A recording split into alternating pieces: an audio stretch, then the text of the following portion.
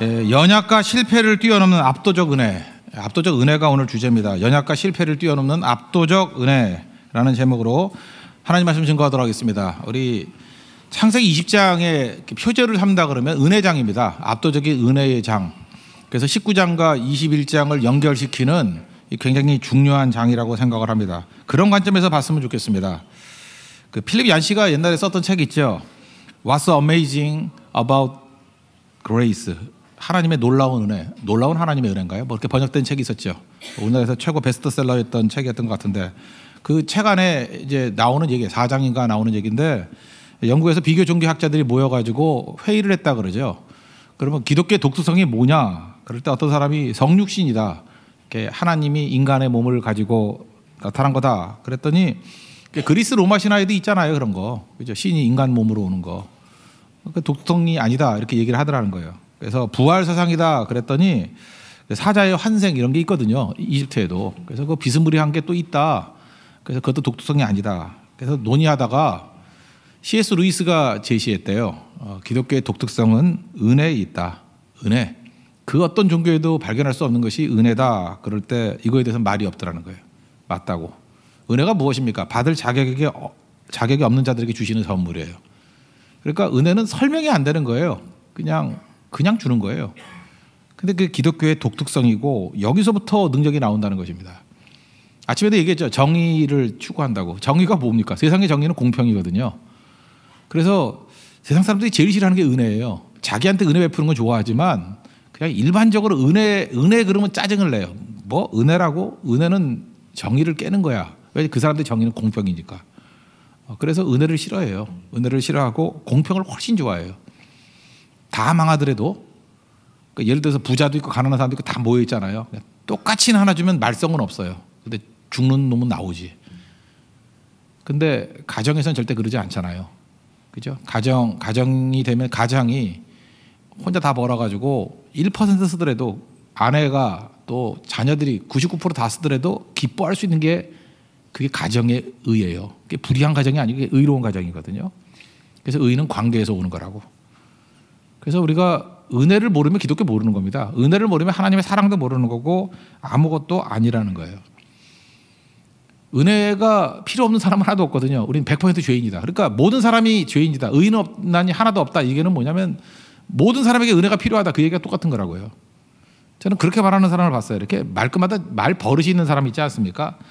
내 주변에는 정상이 없어, 정상이 없어 그러는 분이 있어요. 맨날 내 주변에는 비정상이야. 뭐 교회 가도 비정상, 뭐 집에 가도 비정상, 다 비정상 그래요. 근데 그분 얘기를 들어보면요, 항상 자기는 옳은 거예요. 자기는 옳고 딴 사람은 다 틀린 거예요. 근데 제가 자세히 봐도 그분 이름 얘기하고 싶은데 얘기할 수도 없고, 그죠? 그분 그렇게 관대하지도 않고 정의롭지도 않고 기준이 되지도 못해요. 제가 볼 때 그분도 약간 비정상이야. 근데 그분이 저를 보면 또 저도 비정상이겠죠. 그러니까 모든 사람이 다 비정상입니다. 그거 잊지 말아야 된다고요. 그러니까 비정상이니까 의뢰가 필요하죠. 부족하다, 실패한다, 연약하다 이 얘기는 은혜가 필요하다는 얘기하고 똑같다라는 것입니다. 아브라함 보세요. 아브라함 우리는 이렇게 차근차근 보니까 12장부터 보니까 이 사람이 점점 성장한다, 나아진다 이렇게 생각을 하니까 이제 21장 가면 이제 아들 이삭이 나오거든요. 읽어봐요. 21장에 이제 아들이 나와. 근데 그 직전에 이걸 왜 집어넣었을까? 20장에 이 내용이 왜 들어갔을까를 한번 생각해봐요. 그가 온전해가지고 약속을 받은 게 아니라는 거예요. 여전히 부족하고 연약하고 실패하고 우리 같잖아요. 그리고 그렇게 깨우침이 없고 근데 하나님의 은혜로 아브라함이라는 작품을 만든 거지 아브라함 잘나서가 아니라는 것입니다.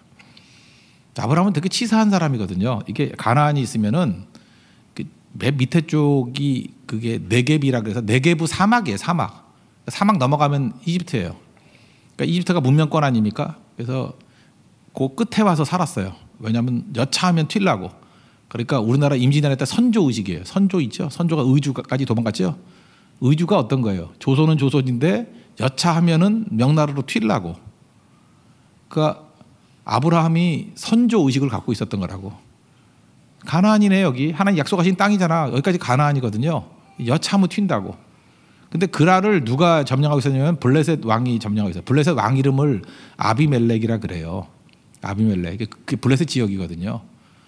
거기에 머물렀다는 것입니다. 여차하면 튀려고. 그러니까 그랄에 머물렀다는 사실 자체가 이건 타협하고 있는 거예요. 비겁한 거예요. 거기 있으면 안 되는 건데. 근데 아내가 예뻤대요. 그래서 예쁜 게 문제죠. 우리 교회 얼마나 축복이 많은지. 우리는 이것 때문에 걱정할 사람 아무도 없잖아요. 여기 우리 남편 중에서 아내가 예뻐서 뭐 누이라고 속일 사람 아무도 없죠. 절대 안 죽여요, 여러분들. 예, 그냥 이렇게 저녁 사드리고 싶어요. 잘 살라고. 나는 우리 교인들 가운데 아내가 예뻐가지고 죽을까봐 기도가 나오는 사람 한 명도 없어요. 오히려 그냥 버릴까봐, 가정이 깨질까봐 문제가 되는 거지. 그러니까 그게 복이죠. 여기 흐름으로 보면요, 21장에 아들 이삭을 낳는다니까요. 이거 시간 순서라고 보면 좀 무리가 있죠. 시간 순서 아니에요. 그러면 그때 이때 사라의 나이가 90세잖아요. 90세 임신한 90세 매력이 있어요? 여러분 상상을 해보라니까. 상상도 안 하네, 저녁이라고. 그러니까 시간 순서는 아닌 것 같아요. 이건 의미 순서라고 보는 게 맞습니다. 의미 순서. 그죠? 이건 의미 순서예요. 그러니까 아브라함이 약속을 성취하기 직전에 그의 모습이 어떤 모습이었는지를 의미상 넣어주는 거예요. 여전히 부족한 모습이었다. 그래서 누이라고 속이잖아요. 속였을 때 형편없는 모습이잖아요. 그래서 하나님의 약속이 다 무너질 상황에 놓였을 때 하나님이 개입하시죠. 7절 개입하시잖아요. 꿈에 나타나서 개입하시고 또 뭐라 그래요?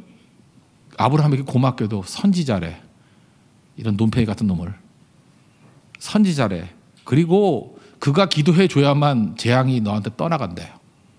하나님께서 한껏 지금 아브라함을 높여주시는 거죠. 인정해 주시는 거죠. 우리는 이래요. 우리는 인간부에 너무 익숙해져 가지고 저렇게 아내를 누이라고 속이고 불순종하고 그랄 같은데 사는 그런 인생, 양다리 인생 이러면은 하나님이 벌을 내려야 되고 이거는 이제 한번 뺑뺑이 좀 더 돌려야 되고 이런 생각을 한다고요. 근데 하나님은 그렇게 하지 아니하시고 이방인 앞에서 선지자다. 이거는 뭐 미래를 예언하는 사람이다. 그런 뜻보다는 하나님께 쓰임 받는 사람이다. 그런 뜻으로 보는 게 좋을 것 같아요. 그죠? 선지자다라고 인정해주고 그 다음에 그를 통해서 일을 하시잖아요. 너 재앙이 임했는데 아브라함이 기도해 주지 않으면 너 절대로 일어설 수 없어 라고 지금 얘기하고 있다라는 거예요. 이게 뭐예요? 이게 은혜죠. 우리 가운데 이런 게 얼마나 많습니까? 뭐 딴 사람 말고 저도 그래요. 제가 하나님 앞에 뭐 이렇게 떳떳한 게 하나도 없는데 하나님께서 세워주시고 높여주시고 인정해주시고 그런 게 평생에 너무너무 많았어요. 그러니까 잘난 척할 수 있는 게 아니에요. 그냥 은혜죠. 은혜. 왜 그러는지 모르겠어요. 인과관계 없어요. 그냥 하나님의 은혜. 그러니까 감격하는 거고 충성하는 거고 그런 모습이 있는 거죠. 12장에도 아내를 누이라 그랬던 장면이 있죠. 이게 포인트가 좀 다릅니다. 12장은 장소가 애굽이에요. 애굽에서도 하나님이 일하신다. 그게 메시지예요. 12장의 메시지는 가나안에서만 하나님이 아니고 애굽에서도 하나님은 일하시는 분이다. 그러니까 하나님은 무소부지하신 분이고 어디서나 하나님이 되어주시고 어디서나 크신 하나님이다. 이게 12장에서의 메시지예요. 그러니까 창조주 하나님이라는 거예요. 엘샤다이 하나님이라는 거예요. 장소에 관계없이 센 분이라는 거예요. 그게 12장의 메시지고 오늘 20장에 나오는 요 누이라고 속인 사건에서의 하나님은 은혜의 하나님이에요. 포인트를 잘 잡아야 돼요. 스토리가 똑같다고 똑같은 거 반복이래. 아니에요. 여기서는 아브라함이 이렇게 연약하고 부족하고 형편없음에도 불구하고 기다려주시고 세워주시고 선지자라 그래주시고 또 그를 통해서 계속 일하시는 은혜가 넘치신 하나님, 이렇게 잡아야 성경 읽을 줄 아는 거예요. 여기서는 은혜의 하나님을 우리에게 보여주고 있다는 것입니다. 은혜는 뭐예요? 사랑에서 근거하는 거예요. 사랑하기 때문에 이유가 없어요. 그냥 사랑하는 거지. 근데 우리 노래도 있잖아요. 왜 날 사랑하나, 왜 날 사랑하나. 12조의 노래 있잖아요. 왜 날 사랑하나, 왜 날 사랑하나. 그 백날 불러봐요. 이유 안 나와요. 그냥 사랑하는 거예요. 그냥. 정말로 지겹게도 사람들 만나보면 자격 얘기를 해요. 맨날 와가지고 너 자격이 있냐, 너 자격이 있냐. 하긴 여기까지 올라와. 그럼 넌 자격이 있냐 이 말을 하고 싶은데 그러면 또 안 돼. 싸우니까. 그죠? 맨날 자격 그래요. 우리 성도들도 보면 참 안타까워 죽겠어요. 난 미치겠어 진짜. 맨날 무슨 자격증 따겠다고 요리사 자격증부터 시작해서 뭐 아니, 지금 어떤 목사님 얘기하는 거 아니에요. 그냥 일반 얘기하는 거예요 지금. 그 자격이 그렇게 중요한가? 자격이 자격 스펙 쌓겠다고 뭐 영어 성적이 뭐니 잠깐만 그러면 자기가 뭐 되는 줄 알아. 이 종로 무식을 갖고 있어. 우리 자녀인데 하나님의 자녀인데 자격 그래 좋다 그래요. 우리 옆집 아이가 자격이 있는 똑똑한 애예요. 그래도 멍청한 우리 집 애한테 유산 물려줄 거예요. 몰라요 지금 무슨 뜻인지? 우리는 그렇게 자격해요. 그죠? 똑똑해요. 좋다고 진짜 똑똑해. 자격도 많고. 근데 옆집 애야 아무 힘도 없어요. 맨날 늦잠 자고 말 안 듣고 게으르고 안 치우고 아빠 거 코드 훔쳐가고. 그래도 우리 집애한테 뭘 주면 주지. 유산 준다 그러면 거길 주지. 거기 안 줘요. 뭐 돈뿐만 아니라 뭐 좋은 거라 그러면 아직도 모르겠어요. 자격보다 훨씬 중요한 거는요 관계라니까요. 관계. 그 관계 맺는 게 뭐예요? 예수님을 영접하는 거라니까요. 그거 안 하고 뭔 짓을 하려고. 그래서 교회에서는 이제 딴짓하면 안 되고 어떻게든 모든 성도들로 하여금 영접하는 자 되게 만드는 거예요. 곧 그 이름을 믿는 자 되게 만드는 거예요. 그게 목회 끝이에요. 그러면 하나님의 자녀가 되는 권세를 주셨으니 그러면 이제 자격 타령 안 해요. 우리 아버지인데 뭐 아버지께 다 내 건데 예수님의 피 흘리심이 내 피 흘림인데 예수님의 의가 내 의인데 예수님의 권능이 내 권능인데 그게 기독교예요. 그게 기독교. 근데 맨날 종놈 마음 가져가지고 맨날 자격 타박하고 옆집 애가 와가지고 아저씨 우리 집 애를 얘기하는 거예요. 우리 집 아들이라고 합시다. 뭐 가상의 애니까. 쟤는 자격이 없어요. 왜 쟤한테 등록금을 대주시나요? 제가 성적도 높고 그러는데요. 그럼 열받아. 없어져 버려 임마 그러죠. 남의 집에 욕을 해. 그렇게 안 해요? 똑똑한 거 너무 좋아하지 말라고요. 남의 집에요. 남의 집에. 우리 집에 욕하면 싫은 거예요. 하나님이 그렇다고 우리 집에라고. 그게 은혜예요. 그 은혜의 자리로 나아갈 수 있는 그 길이 그게 복 아니에요? 은혜는 저버리고 딴짓 잠깐만 하려고 그런다고. 그러니까 한심해 보이는 거지. 그러니까 성경이 계속 얘기하는 거니까 그거라고요. 또 지금 뭔 짓 하는 거냐 지금? 우리 하나님을 아버지라고 그러잖아요. 우리 특권 아니에요? 아버지가 내게 주는 게 은혜지 뭐 딴 거 있어요? 은혜는 설명이 안 되는 거예요. 지금 우리 비행기 날아다니는 어떤 집안의 얘기를 하잖아요. 그 애들이 문제가 있다며. 그래서 별명도 있대. 소리 지르면 조현증 걸렸냐? 잠깐 그러더라고. 조현. 우리 교회도 조현 미 집사가 있어요. 그래서 거기가 소리만 지르면 조현증일 것 같은데.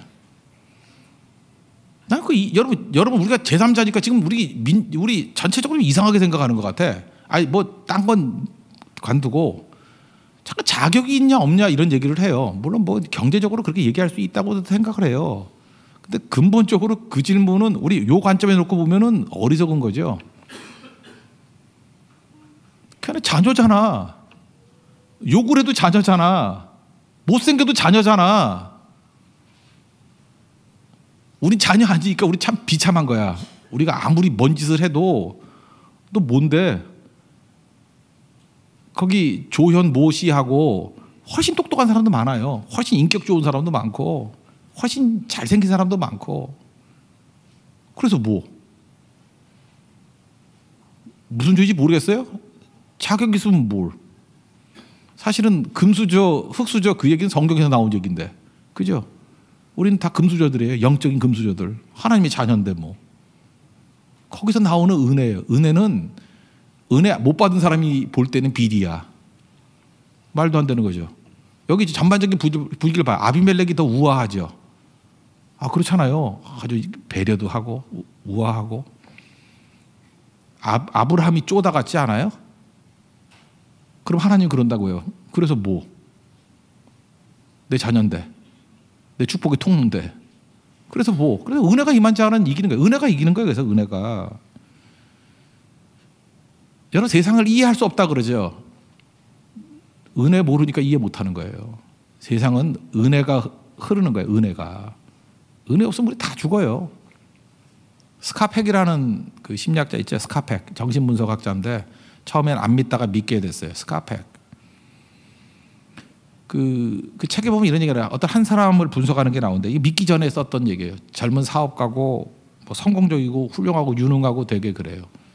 근데 그의 비하인드 스토리를 들어보니까 시카고 슬럼가에서 태어났고 거기 사생아로 태어났어요. 아버지가 누군지도 모른대요. 엄마가 좀 이렇게 좀 쉽게 살았는가 보죠. 예, 그래서 근데 엄마가 또 병 나가지고 시각장애인, 청각장애인이에요. 그래서 혼자 살기도 힘든데 아기를 키우는 거예요. 그러니까 키울 수가 없죠. 그래서 5살 될 때 정부에서 이 아이를 데려가서 그 아이를 키울 수 있는 집에 줬어요. 그랬더니 그 집에서도 위탁 교육이 안 되는 거죠. 뭐 상황이 이러니까 위탁 교육도 뭐 좋은 집에 가겠어요. 그래서 3번인가 옮기고 그러다가 무관심 속에 뭐 학대하니까 집 나오니까 불량자들 속에 끼어가지고 뭐 감옥 가고 이런 거죠. 근데 이 사람 보니까 15살에 뇌혈관이 터졌어요. 그래서 뭐 기억을 안 나는데 뭐 어디가 마비가 됐어요. 마비가 되고 16살에 마지막으로 독립을 했는데 그게 이제 불량자 집단에 깡패 집단에 독립을 해가지고 또 거기서 또 뭐 잘못돼가지고 감옥에도 몇 년 있었어요. 지금 이 정도 얘기를 하면은 뭐 대충 뭐 자세히 설명해서 뭐 합니까? 그냥 힘든 거죠. 상처, 역기능, 장애, 분노 이런 상황에서 작품이 나올 수 없잖아요.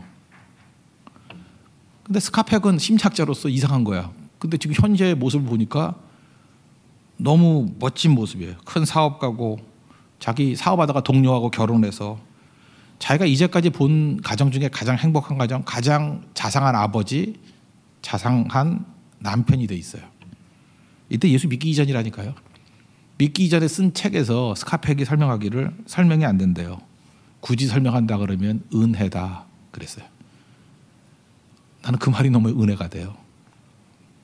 예수님 모를 때도 설명이 안 되니까 심리학자가 정직하니까 그래요. 이건 그레이스다. 그거 외에 설명할 길이 없다라는 거예요.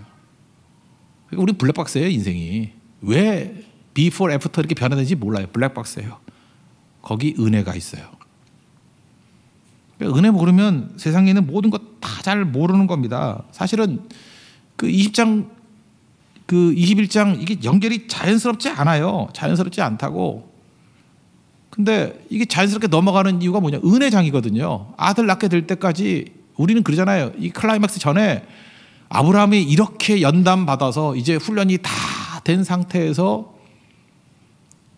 아들 약속을 얻게 되었다.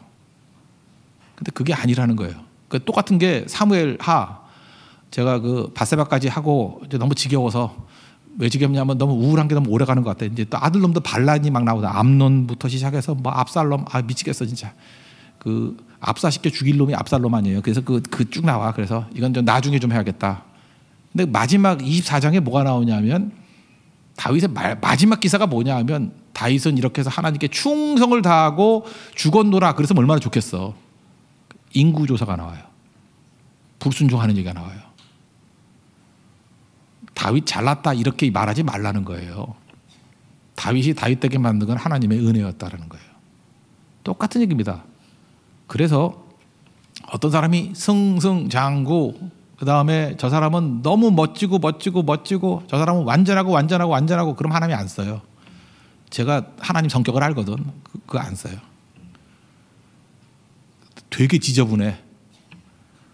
지저분해. 뭐 예수 믿는다고 하면서 술도 못 끊고 맨날 이렇게 간이나 부어 있고 그러면서도 계속 봉사를 하고 그리고 또 저 집사예요. 그리고 히히 그러고 오고 그럼 뭐 약간 쓰레기 같지 않아요? 근데 제가 느낌이 있어요. 하나님이 쓰시겠구나. 왜냐하면 그게 은혜거든요. 그 질기게 그 자리에 버티고 있어요. 그 양다리 같이 보이는데 계속 그 자리에 있어. 그 사람을 통해서 하나님의 놀라운 일들이 이루어지는 거예요. 베드로도 언제 써요? 꼭 이게 망치고 난 다음에 써요. 예수님 부인하고 그저 개망신 당하고 난 다음에 그때 부르잖아요. 그때 이제 감 잡죠. 크게 쓰시겠구나. 뭐 그런 거 별로 없는 사람들 안드레 죄송한 얘기지만 뭐 별로 없잖아 그런 거. 그래서 그냥 안드레예요. 앙들의 김, 뭐 이런 거예요. 그냥 그렇게 하는 거예요. 그냥 아무것도 아니에요. 그러니까 하나님께서 크게 쓸 때는 은혜의 원리예요. 폭포수 같은 은혜를 달라고 그러는데 폭포수 같은 은혜는 말도 하는 데는 인생이라는 징계를 받을 위치에 서 있는 거예요. 그래서 우리가 참여하는 것은 은혜입니다. 은혜. 은혜가 우리를 살리는 거예요. 그래서 우리도 은혜 붙들어야 된다고 생각을 합니다. 요한복음 15장에 보면은 포도나무 비유가 나오죠. 하나님은 포도나무고 우리는 뭐 가지고 이런 거 있죠. 예수님이 포도나무고 우리는 가지고 하나님이 농부다 이렇게 묘사가 돼 있잖아요. 근데 거기서 이해가 잘 안 되는 게 주일학교 때 2절에 보면은 열매를 맺지 아니하는 가지는 아버지께서 그것을 제거해 버리시고, 옛날엔 잘라버린다 그랬어요. 잘라버리시고. 그래서 우리 주일학교 선생님께서 뭐라고 말씀하냐면 니네들 전도 안 하면 잘라버린다 하나님이 그랬어요. 그래서 공포심에 전도하고 막 그랬어요. 그죠? 잘릴까 봐. 그래서 하나님은 가위 든 하나님으로 좀 들었어요. 가위 들고 너 안 해? 잘라온다. 저녁예배 안 나와? 자른다. 뭐 이런 거. 그죠? 뭐 찬양팀 했다가 빠져? 잘라버린다. 뭐 그런 거였어요. 그래서 안 잘리려고. 뭐 이렇게도 해석할 수 있어요. 이게 전지 작업이라 그런 건 자른다는 뜻이죠. 근데 이게 헬라어 단어로 아이로라는 단어인데 정구 사전을 보면요. 아이로가 두 가지로 해석할 수 있어요. 하나는 뭐냐 하면은 잘라버린다 그런 것도 있지만 집어들다라는 게 있어요. 포도나무는 가지가 있는데 가지가 되게 약해요. 약해가지고 뭐 이렇게 맺으면은 이게 축축 처져. 축축 처져 땅바닥까지 이렇게 떨어져요. 이렇게 덩굴같이. 그러면 열매를 못 맺는데요. 땅바닥인데 어떻게 맺어? 그래서 포도밭 같은데 가보면은 이 막대기를 이렇게 세워주는 거 보셨죠? 이렇게 들어가지고. 예, 그게 아이로예요. 자르는 것만 아이로가 아니라 그렇게 들어주신다. 들어주신다. 저는 후자도 되게 중요한 해석이라고 생각을 해요. 아이로 주님께서 우리를 들어주셔요. 그냥 놔두면 죽는 건데 아브라함도 놔두면 얼마나 개망신이에요. 하나님이 들어주시잖아요. 너는 선지자다. 그리고 네가 기도해야 아브라함이 기도해야 너 재앙이 사라진다. 이게 들어주시는 거예요. 그게 은혜입니다. 은혜. 저는 우리에게 모든 성도들이 하나님의 은혜를 알고 이렇게 일으켜 세운 바 되는 종 되기를 원합니다. 그래서 20장을 해석할 때요. 은혜 빼놓고 딴 걸로 해석하면 이게 해석이 안 되는 거예요. 그러므로 우리가 신앙생활을 할 때 신앙생활은 나에 대한 확신이 아니에요. 내가 열심히 할 거야. 내가 잘할 거야. 내가 충성할 거야. 그걸로 되는 거 아니고 이번 탕스팅도 마찬가지 아니에요. 대만 사람이 와서 이제 네팔선교 같이 가려고 그러는데 중국에 비자 안 돼가지고 지금 빠지게 되고 이제 자기 힘으로 안 된다는 거 깨닫게 되잖아요. 근데 이 모든 과정에서 뭐 티켓도 우리가 끊어줄 거 아니에요. 이제 뭐 끊어주고 그렇게 쭉 하다 보면 다 은혜지. 은혜. 오히려 거긴 경유해가지고 24시간 걸려서 가는데 얘는 타고 직항으로 가네? 무슨 은혜인지 몰라요? 은혜. 또 혹시 알아? 업그레이드 해가지고 비즈니스로 가면 이건 은혜 만땅이지. 모를 일 아니에요. 인생이 그래요. 은혜. 은혜가 이게 그래서 믿음의 근거가 나에 대한 확신이 아니에요. 나는 늘 약하고 늘 넘어지오니 나는 부족하여 하늘 가는 밝은 길이 나오잖아. 나는 부족하여도 영접하실 터이니 그게 은혜예요. 하나님에 대한 확신이에요. 하나님은 절대로 우리를 버리지 않습니다. 그리고 하나님은요 세상의 안티들하고 달라요. 안티들은 뭘 보냐면 약점을 찾아요. 뭐 약점 없나 해가지고 그거 찾고 연구하고 꼬투리 잡으려고 그러고 마귀에서부터 나오기 때문에 그래요. 하나님은요 좋은 거 찾아요. 좋은 거 하나 근거 찾아가지고 그것 때문에 마음껏 올려주고 그냥 이렇게 논팽이 같은 놈한테도 선지자라 그러고 이 말도 안 되고 이 믿음도 오히려 아비멜렉이 더 그릇해 보이잖아요. 근데 아브라함이 자존심을 세워주려고 아브라함이 기도 안 하면 너 재앙 떠나지 않아. 그래서 아브라함이 더 센 놈같이 보이게 만들어주는 거. 그게 은혜 아니에요?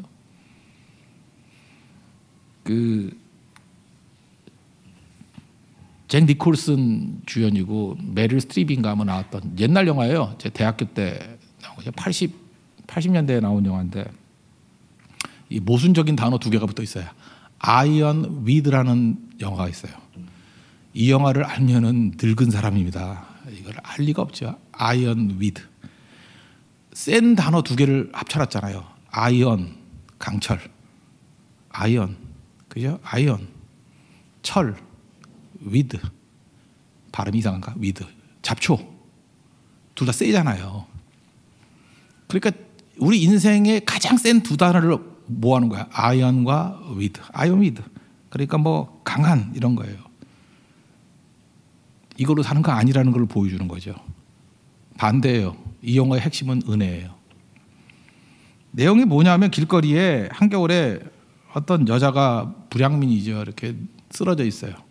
지나가는 사람들이 술 취해서 쓰러져 있어요. 그러니까 자기 잘못이죠. 알코올릭이니까. 놔두면 죽는다 그래요. 그래서 도와줄 이유를 찾는 거예요. 이유가 없어요, 사실은. 근데 그 이유를 찾아내는 그 대사가 너무너무 가슴에 와닿아요. 그 여자 아는 사람 있느냐 그랬더니 잘 모른다. 불량자 여자다. 뭐 이렇게 얘기를 해요. 누가 한 사람이 그래요. 옛날에 알래스카에서 창녀 생활했대. 이게 알 수 있는 유일한 단서예요. 그러니까 알래스카에서 창녀 생활했으면 도와주긴 좀 그렇잖아. 그랬더니 이 젤 니콜슨이 도와주고 싶어가지고 그 전에 뭐 했대? 이렇게 얘기를 해요. 알래스카에서 창녀 생활하기 전에 뭐 했대? 아무도 하는 사람이 없어요. 그러니까 사람들이 가만히 있는 거야. 그러면서 얘기를 하기를 알래스카에서 창녀 생활하기 전에는 어린 소녀였겠지. 맞죠? 누구나 어린 소녀 있잖아요. 어린 소녀였겠지. 대단해. 어린 소녀야. 그 여자를요 창녀로 본 것도 아니고 불량자로 본 것도 아니라 어린 소녀였다라는 거에서 은혜의 근거를 찾아요. 어린 소녀였는데 도와줘야지. 그래서 다 사람들이 그래 도와줘야지. 그럼 도와주는 거예요. 나 그거 되게 웃겼어요. 그게 은혜예요. 은혜는 근거 때문에 뭘 베푸는 게 아니고 없는 거를 찾아내는 거예요. 누구나가 뿌린이 있잖아요. 어린 소녀였던 적 없는 사람이 누가 있어요. 하나님은 거기까지 내려가셔서 우리를 건져 주시는 겁니다. 그래서 은혜는 논리가 아니에요. 사랑이지. 사랑하는 마음이에요. 그래서 여러분 신앙생활할 때 힘든 게 논리로 신앙생활하면 힘들고요. 근거로 신앙생활하면 그거 다 율법주의예요. 은혜 붙들어야 진짜 능력이라는 것입니다. 로마서 8장 30절에 보면 이런 말씀이 나와요. 미리 정하신 그들을 또한 부르시고 부르신 그들을 또한 의롭다 하시고 의롭다 하신 그들을 또 영화롭게 하셨다. 여기 성화, 칭의, 성화, 영화 이런 단계가 쭉 나와요. 소명, 부르심, 의롭다, 칭의, 그 다음에 성화, 영화. 이게 로마서 8장 30절에 쭉 나와요. 나중에 살피겠는데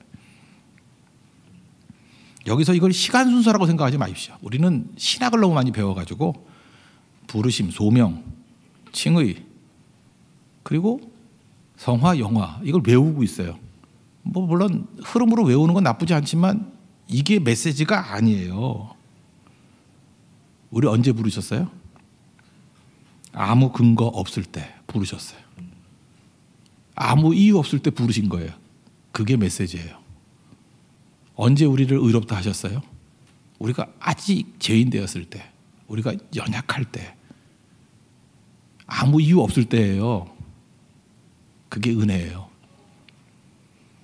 그래서 여러분들 누가 봐도 괜찮아요. 여기에 누가 봐도 괜찮아요. 내가 뭐 잘났습니다. 뭐 근거 없습니다. 나는 죄인입니다.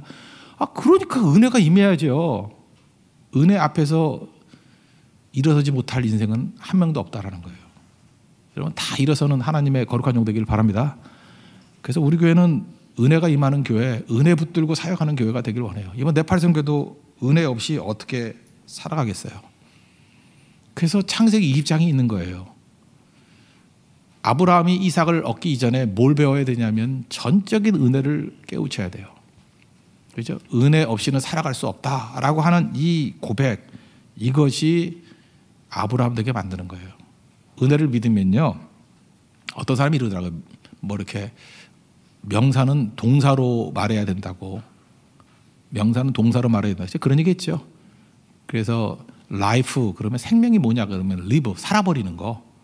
love가 뭐냐 그러면 loving 이게 사랑하는 것. 그러니까 동사로 다 이해를 해야 된다고. 그러면 믿는 게 뭐냐 그러면 믿는 것 그러면 이상하잖아. 믿음이 뭐냐 그러면 믿는 거 그러면 좀 말이 안 되잖아요. 어떤 성도가 그러더라고요. 믿는 거의 동사형이 뭡니까? 그랬더니 맡기는 거예요. 그러더라고요. 와, 정답이야. 어쩌다 맞힌 것 같아. 그거. 믿음의 동사형은 맡기는 거예요. 그죠? 주님께 다 맡기는 거. 그게 믿음의 동사형이에요. 아브라함은 이제 진짜 믿음이 된 거예요. 믿음이 뭐냐면 은혜를 신뢰하는 거예요. 이제 맡기는 사람이 되는 거죠. 그래서 22장에 맡기는 게 나오잖아요.